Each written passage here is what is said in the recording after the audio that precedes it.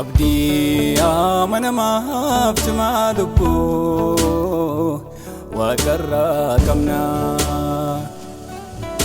Fayyisaan keenya Yesuus Kiristoos achi nuuf dhufa jenneetu eegganna. Abdii amanamaaf cimaa lubbuu waaqarraa qabna. Fayyisaan keenya Yesuus Kiristoos achi nuuf dhufa jenneetu eegganna. Namummaan keenya ni bakkeetti mul'atu gaddumaa yoo adeeme. Rakkinni salphaanu yeroodhaaf baanus hunduu jijjiirame. Namummaan keenya ni bakkeetti mul'atu gaddumaa yoo adeeme.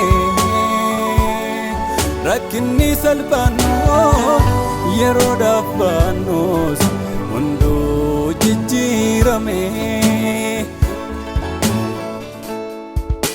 Arguutti jirra kanaaf abdiin kutannoo Yesuus nuufa inni nuti eeggannu.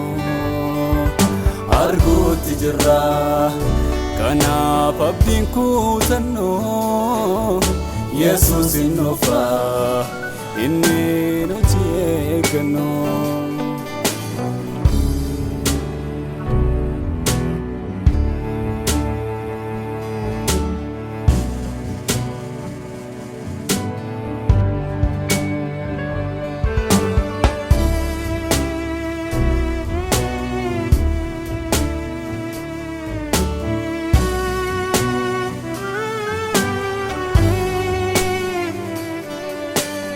Yoo biyyi lafaa nagaa dhabdee karaa hundumaa nuun kuramtu.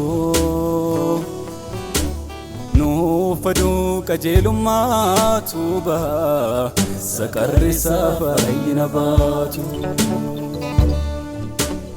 Yoo biyyi lafaa nagaa dhabdee karaa hundumaa nuun kuramtu. Nuuf aduu qajeelummaatu baha saqarri isaa fayyina baatu.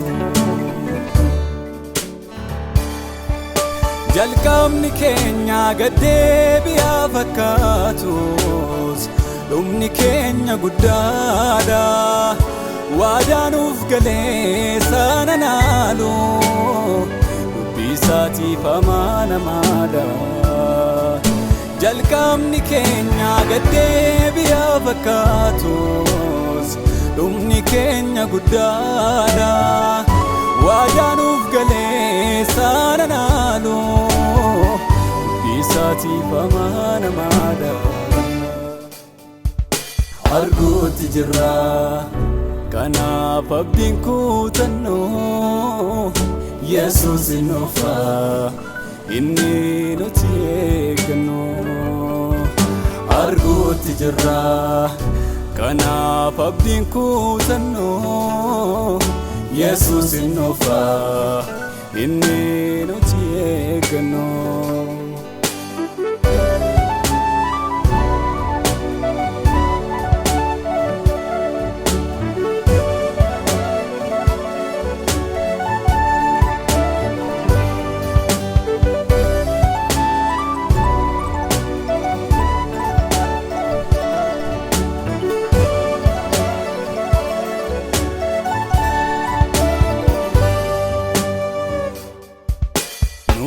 Isaa wajjin duune isaa wajjin jiraanna.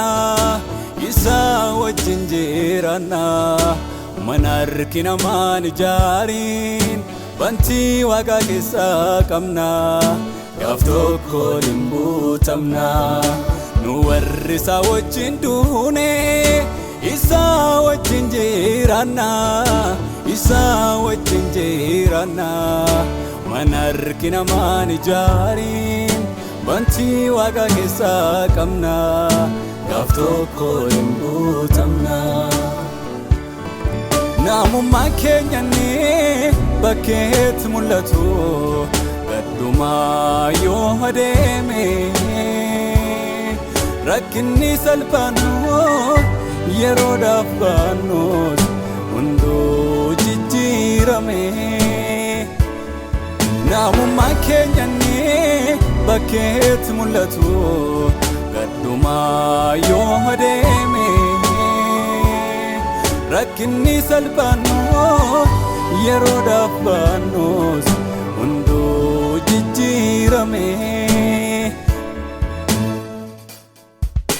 Arguutti jirra kanaaf abdiin kutannu Yesuus hin dhufa inni nuti eeggannu.